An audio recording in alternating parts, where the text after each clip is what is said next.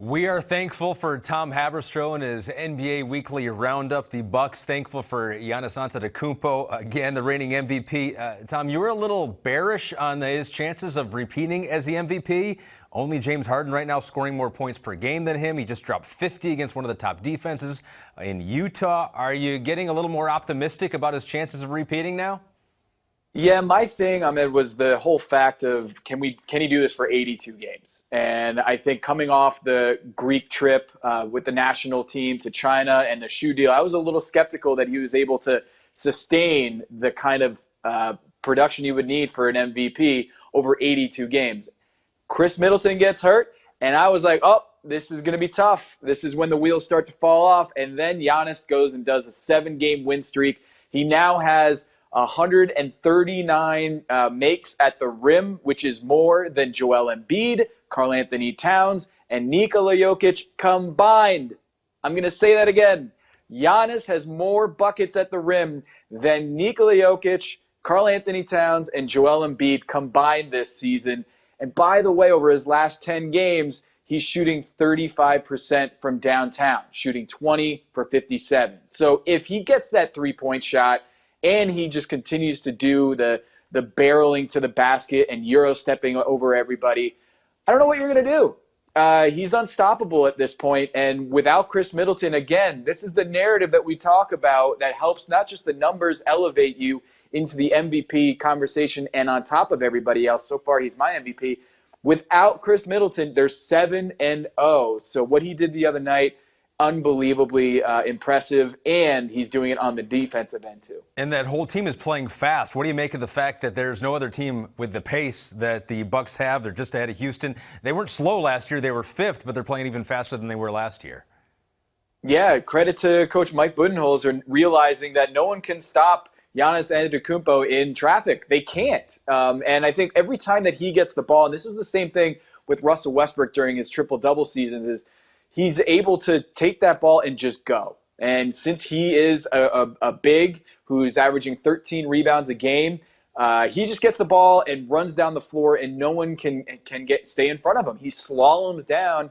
And the only thing that can stop this train is some sort of breakdown. And I think Giannis has shown that there is no ceiling on this dude. And I wrote a column today talking about the guardification of NBA bigs. He is the face of that. He is a guy who's playing like a guard out there, now making three-pointers. He's got 6 assists a game, and he's running point from end to end. And the only thing that people around the league want to know is how sustainable is this? Can these guys keep this guard play at 7 feet tall? We'll see. Giannis so far has been absolutely dominant. Some really good athletic big men in the NBA. Anthony Davis is one of those as well. Just got a win in his return to New Orleans. Lakers have won 8 in a row. Last year, after 17 games, they were 10-7. This year, they're 15-2. Is this the Anthony Davis effect? Oh, yeah. And also, I think LeBron James is playing hard defensively, and he's absolutely defending at that level on that side of the floor. And Anthony Davis, in the return to New Orleans, it's really difficult. It's really difficult for New Orleans Pelicans fans to see what he's become over there in LA and has that kind of counterpart in LeBron James. They're great defensively. They're great offensively, and he's not having to play the 5 every single time down the floor now that they have Dwight Howard accepting his role and they have JaVale McGee there. And this is the only thing that I've yet to see from Anthony Davis is that can he be a superstar at the 5 position? And I think that's going to be his best position in the playoffs, because I think in the playoffs it becomes harder to play JaVale McGee and Dwight Howard. I think they can be exploited there at the center position.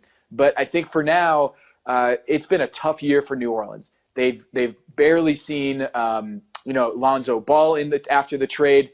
Zion Williamson hasn't played yet. They're 6-11, and they're going to be so angry and bitter because it's not just the fact that he left the team and made the trade request. It's that he went to the Lakers. I mean, no one wants to see that if you're a small market team like New Orleans. So not just the fact that the Lakers are on top, but it's just the Lakers. So Anthony Davis couldn't be happier there, it seems, and I think New Orleans is going to be a lot of boo birds there. Yeah, and LeBron has been facilitating. Anthony Davis averaging a career high, would be a career high, 11 assists right now. Never had a year where he's finished with double-digit assists. So LeBron's good, the Lakers are good.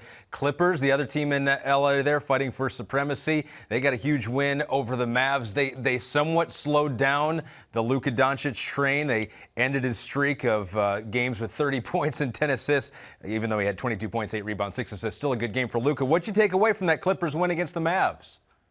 Man, their defense with Kawhi and Paul George and Mo Harkless and Pat Bev, these guys are so good at switching and swarming the ball. And Luka Doncic has the ball in his hands just about more than anybody in the NBA. And so they swarmed him. He had 7 turnovers, and he wasn't having a great night from downtown, 0 for 8 on three-pointers. And when Luka isn't playing well, that's the engine of the team. And they were making it a point to cut the head off the snake there for Dallas. This is the best offense in the NBA, the Dallas Mavericks. And when Luka doesn't have it, or he's being frustrated by the turnovers or the swarming defense, that's going to be tough. Kristaps Porzingis, I don't think is all the way back yet from his ACL injury, and I just don't know if he's able to shoulder the load when Luka doesn't have it going. But this is what we thought the Clippers would be: is an unbelievably good switchy defense that can just smother the ball. And with all those great wing defenders,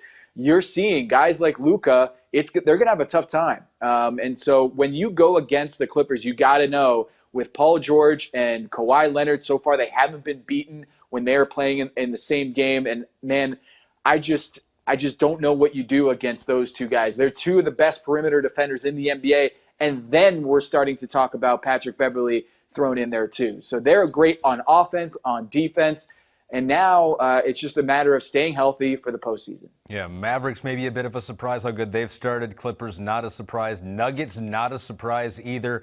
13-3. I was looking at some of the numbers. 2 seasons ago under Mike Malone, that defensive rating for them was 23rd. Last year was 10th. Now they're currently leading the NBA. Is that the key to the Nuggets' greatness here this season? Yeah, and they better hope that those threes stop going in, continue to stop going in for the opponent. I mean, they have the second best 3-point defense in the NBA. Opponents are shooting just 31% on 3-pointers against Denver, and that's really what's anchoring that defense.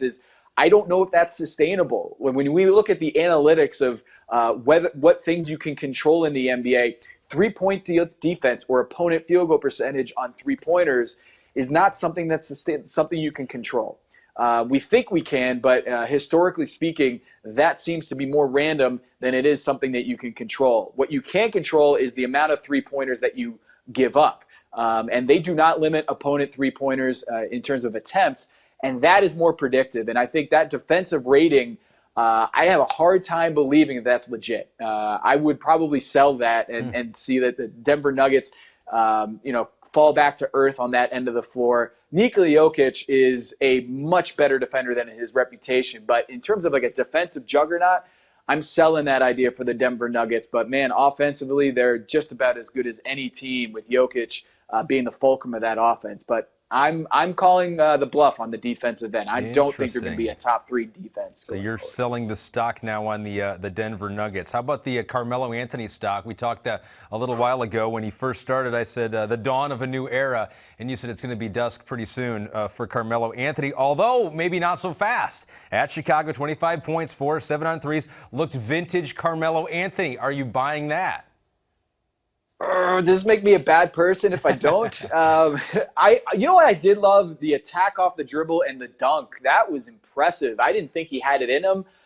Just like a week after, just coming into that situation, and now he's dunking on dudes in the NBA. I did not see that coming from Carmelo. But to me, this is an issue of filling a hole that, like, they don't need a Carmelo Anthony much more than they need a defensive stalwart. They need defenders, and Carmelo Anthony is not that anymore. And this is a bottom 10 defense in November. It's trending downwards. I don't think that the Carmelo Anthony experience, this is a tough situation for him to be in coming mid-season and being asked to plug holes defensively, because they need defenders. They just don't have a good defense in the NBA right now ranking in the bottom 10. Carmelo's doing a good job at being a scorer and attacking, but I just don't see them being able to defend at a high level enough to make the playoffs at this point. And unfortunately, that's going to be attached to Carmelo because they're 1-3 with Carmelo, and I just don't know how they're going to be able to defend at a high level. It's a cool story. I just don't think that he's going to be solving many problems for them. Tom, I'm going to try to guess your favorite dish, stuffing. Am I right? Gravy. That's just gravy. I'm going to say gravy. It's not that I eat the gravy out of a bowl, but it's on everything on my plate. Okay. You can barely see the stuffing. Okay, good. Gravy. Heavy gravy guy, Tom Haberstroh. NBA Weekly Roundup. Thank you, Tom. You got it, and happy Thanksgiving. Happy Thanksgiving.